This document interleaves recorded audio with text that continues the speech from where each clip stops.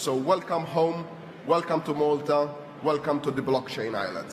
Quddiem 3500 persuna, ħafna minnhom persuni barranin li jaħdmu fil-qasam tal-blockchain tas-settur finanzjarju u legali, il-Prim Ministru Joseph Muscat indirizza d-Delta Summit. Summit li huwa l-avveniment uffiċjali tal-Gvern Malti għal blockchain u l-innovazzjoni. Minn Tokyo għal Torino, minn Hong Kong għal Helsinki, minn New York għal Nairobi. Pajjiżna issa ngħaqad ma' dawn il-pajjiżi fejn tidħol il-blockchain. Bil-Prim Ministru Joseph Muscat bi kburija qal li minn kull rokna tad-dinja il-kelma blockchain issa hija assoċjata ma' Malta. B'umiltà ngħid li Malta mhix biss l-ewwel u l-aqwa fl-Ewropa kif xtaqna li nkunu, imma l-aqwa fid-dinja kif ħadd qatt ma stenna li se nkunu.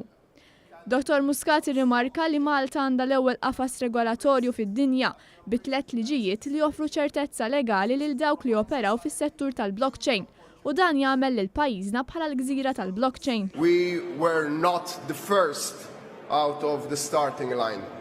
We had to make up for time lost and overtake our competition.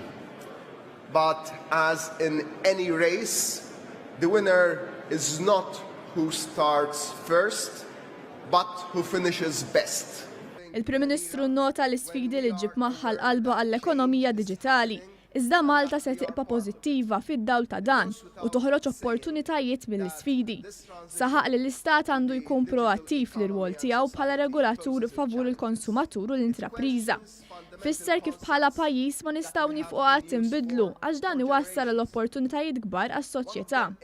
Quddiem intramprenditturi u persuni barranin li jaħdmu fil-qasam tal-innovazzjoni diġitali, il-Prim Ministru Joseph Muscat ħabbar il-pass li jmiss għal pajjiżna.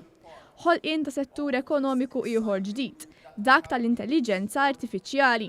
Pajjiżna jrid ikun fost l-ewwel pajjiżi li se jkollu l-ewwel regolamenti f'dan il-qasam. Nevertheless, not only can we not stop change, we have to embrace it. We have to embrace it with anticipation, since it provides society with huge opportunities. To do so, the state needs to be proactive in its role as a sensible, business-friendly and consumer-centric regulator. We intend leading the way there.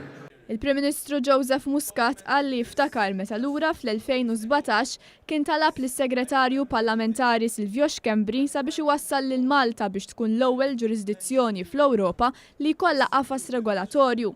Min-naħa tiegħu is-Segretarju Parlamentari għas-Servizzi Finanzjarji, Ekonomija Diġitali u Innovazzjoni Muscat spjega l-vjaġġ li bdiet Malta sena ilu sakemm waslet għalfejn tinsab illum. I was thrilled and energized that finally there was a visionary Prime Minister that has the political will to renovate our economy and welcome it to the future.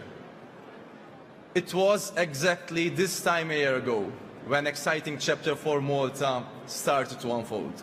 Illum l-industrija għandha regolamentazzjoni sensibbli li tagħti suq integru, protezzjoni lill konsumatur u stabilità finanzjarja mingħajr ma toħnoq l-innovazzjoni.